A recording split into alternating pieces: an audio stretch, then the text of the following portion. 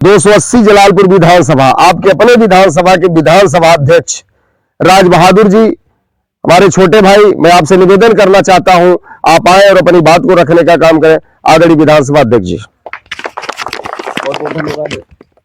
माननीय श्री पन्नालाल रावत जी बड़ी अच्छी बात कर रहे थे और बड़ी ऊंची ऊंची बातें बताई उन्होंने। आदरणीय बहन कुमारी मायावती जी ने क्या किया, कैसे किया।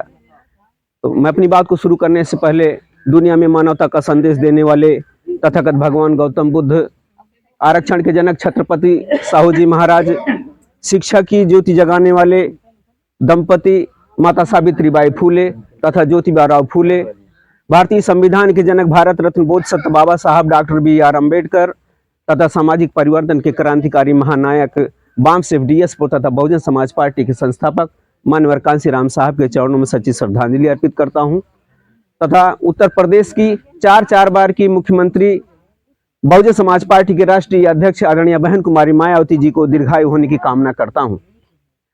आदरणीय बहन कुमारी मायावती जी के दिशा निर्देशों पर आज जो गांव चलो अभियान के तहत बैठक नूरपुर कला में बुलाई गई है, इसके मुख्य अतिथि युवा हृदय सम्राट जो अपने कम समय में, कम उम्र में बहुजन समाज पार्टी के कार्यों को दिन प्रतिदिन आगे बढ़ाने का काम कर रहे हैं, मान्यवर साहब बाबा साहब बहन जी के आदर्शों पर चलकर बहुजन समाज पार्टी के कार्यों को बढ़ा रहे हैं। जिला अम्बेडकर नगर के जिला अध्यक्ष युवा हृदय सम्राट भाई श्री सुनील सावंत जी, मैं आपका इस सेक्टर की तरफ से, इस विधानसभा की तरफ से आपका हार्दिक स्वागत, वंदन, अभिनंदन करता हूं। इस बैठक में उपस्थित हैं हमारे पूर्व सेक्टर प्रभारी विधानसभा सचिव बड़े भाई श्री तिलकधारी गौतम जी।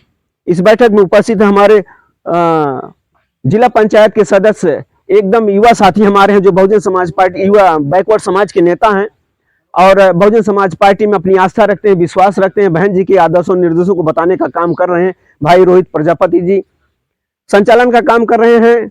बैकवर्ड समाज के आपका अपना बेटा, आपका भाई जो 28 साल की उम्र से अनवरत बहुजन समाज पार्टी के कार्यों को ले चल रहे हैं, बड़े भाई श्री अनिल शर्मा जी। जिला सचिव भाई श्री रामराज गौतम जी।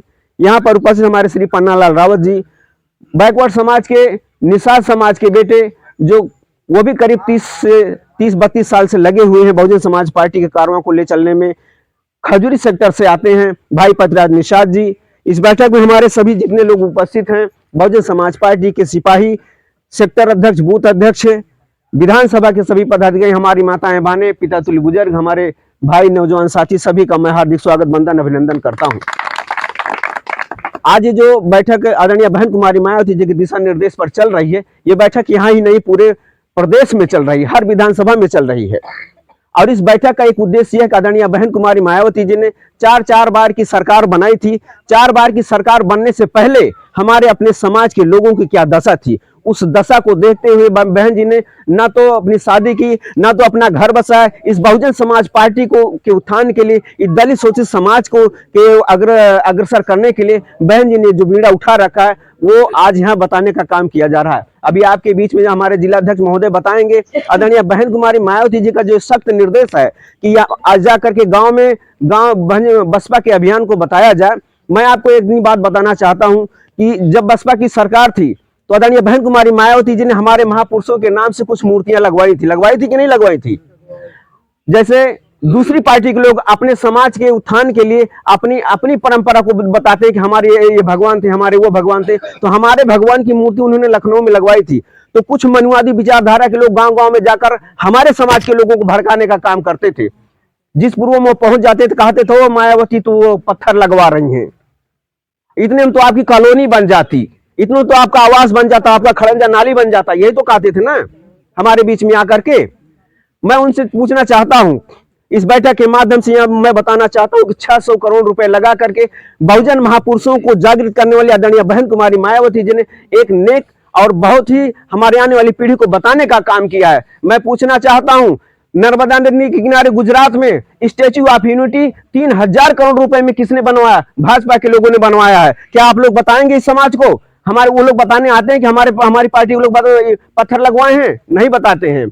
क्यों नहीं बताते? क्योंकि उनकी बदनामी होगी। ये दरिया जाकर के हमारे गांव, हमारे समाज में ये कहते थे कि अरे ये तो निषाद का बेटा है, निषाद के बेटे को भी तो नेता बनना चाहिए। उन्होंने घर फोड़ने का काम किया, उन्होंने जो है फूट डालो राज करो की नीति अपनाई और हमारे तमाम समाज के नेता के लोगों को नेता बना दिया, हमारे समाज को फोड़ करके इधर उधर बिखरा करके हमारे समाज को पीछे ढकेलने का काम किया है।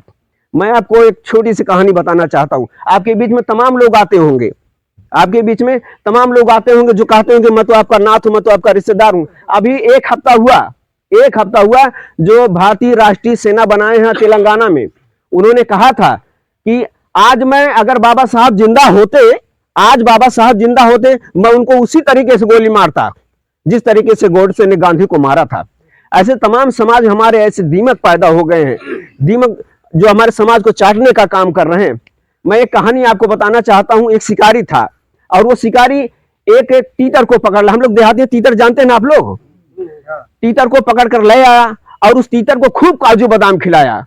जब वो तीतर बड़ा हो गया एक जाल लेकर के जाते हैं और जंगल में बिछा देते हैं और तीतर को उसी पर बैठा देता है और तीतर को डांट कर कहता है जोर जोर बोल बे।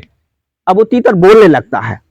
जब वो तीतर बोलने लगता है तो उस जंगल के तमाम तीतर ये सोचते हैं कि आज हमारे समाज का, आज हमारा भाई हमारा बेटा किसी मुसीबत में है, चल कर देखते हैं। तमाम तीतर आते हैं और उस जाल पर बैठ जाते हैं। शिकारी झाड़ी के पीछे से देखता था आज हमारे जाल में बहुत सारे तीतर फंस गए हैं। वो खुश हो जाता है और आता है अपने जाल को बटोर करके सभी तीतरों को लेकर जाता है, बारी बारी से उनको काटता है और बेचता है। अपने तीतर को निकाल कर रख देता है। वो तीतर सोचता है तो हमारा मालिक बहुत खराब है, ये तो हमारी समाज को, हमारी आने वाली पीढ़ी को ही खत्म कर रहा है। वो शिकारी इस जंगल से उस जंगल से अदर जंगल में जा करके तीतरों को पकड़ने का काम करता है और मार कर उसको बेचता है। एक दिन वो तीतर सोचता है ये तो गजब हमारा मालिक है, अगर मैं इसका विरोध करता हूं तो ये हमें मार डालेगा, तो हमें मरना नहीं, हमें तो काजू बादाम दे रहा है। इसी तरीके से इसी समाज में तमाम तीतर ऐसे घूम रहे हैं, चाहे रामदास अठावले रहे। रामदास अठावले ने कहा था कि अगर भाजपा के लोगों ने हमें 8 सीट दें तो मायावती को भगा दूंगा उत्तर प्रदेश से। वो भी हमारे समाज के ही, हमारे समाज के बेटे हैं, लेकिन उन्होंने उसी तीतर की तरह भांति व्यवहार किया जो हमारे समाज में आकर कहते कि मैं तो आपका बेटा हूं, मैं आपका भाई हूं। आपके समाज में इसी अम्बेडकर नगर से अभी जलालपुर में तमाम लोग कोई खटिया लेकर आए थे, कोई हवाई जहाज लेकर आए थे, वो आपका बेटा बन जाते हैं, आपका नात बात रिश्तेदार बन जाते हैं, आप यहाँ खाते भी हैं और कहते हैं कि अरे इससे कोई होने वाला है, ये तो जिला पंचायती, ये तो प्रधान, ये तो बीडीसी है। मैं आपको बता दूं इसी जिला पंचायती से, इसी बीडीसी से, इसी प्रधानी से हमारी बहुजन समाज पार्टी की नींव है, हमारी बहन जी की मजबूती है। जब हम मजबूत नीचे से रहेंगे, जो हमारी नींव मजबूत रहेगी तो बहुजन समाज पार्टी अपने आप मजबूत होगी और आने वाले चुनाव में हम तभी अपनी दमदारी दिखा पाएंगे जब हमारे अपने लोग जागरूक होंगे। आदरणीय बहन कुमारी मायावती ने 46 जन कल्याणकारी योजनाएं लागू की थी, जिसमें एक बालिका शिक्षा मदद योजना भी था, महामाया पेंशन योजना था। महामाया पेंशन योजना के तहत हमारे वृद्ध लोगों को पेंशन देने का काम किया था। यही समाजवादी पार्टी के लोगों ने उसको बदल करके समाजवादी पेंशन किया था। आप लोगों के बीच में बहन जी ने एक बालिका मदद योजना का जो शुभारंभ किया था। हमारी बहन बेटियां जब पढ़ती थी तो उनको 25,000 रुपए और एक साइकिल देने का काम किया जाता था। इस गांव में भी तमाम लोग पाए होंगे, पाए थे कि नहीं दादा? अब क्या होता है, कुछ मिलता है। आदरणीय बहन कुमारी मायावती जी ने 2007 में जब सरकार बनी थी, पूर्ण बहुमत से सरकार बनी, तो उसमें 88,000 नौजवानों को शिक्षक भर्ती का न्योता दिया। निकला था कि नहीं था? तमाम शिक्षक भाई हुए हैं 88,000। फिर 18,000 बैकवर्ड की निकाली थी, उसके बाद 72,825 की वैकेंसी 2012 लास्ट में निकाली थी, जब 2011 लास्ट में निकाली थी, जब बहन जी की सरकार 4 महीना पहले मोदी सरकार ने कह करके गिरवा दिया था। तमाम जन कल्याणकारी योजनाओं को लागू किया था। इन जन कल्याणकारी योजनाओं को हमें समझना होगा, हमें जानना होगा बहुजन समाज पार्टी हम लोगों के लिए क्या किया है। बहुत कुछ किया है, सम्मान स्वाभिमान। आज आपका सब कुछ लूटा जा रहा है, आपका संविधान लूटा जा रहा है, आपका मान सम्मान स्वाभिमान लूटा जा रहा है। अब आपको चेतना होगा, ये हमारा युवा समाज जो भटक रहा है उनको फिर से बहुजन समाज पार्टी को आगे बढ़ाने के लिए आगे आना होगा। मैं बहुत कुछ नहीं कहते हुए मैं अपनी बात को विराम देता हूँ। जय भीम, जय भारत, नमो बुद्धाय।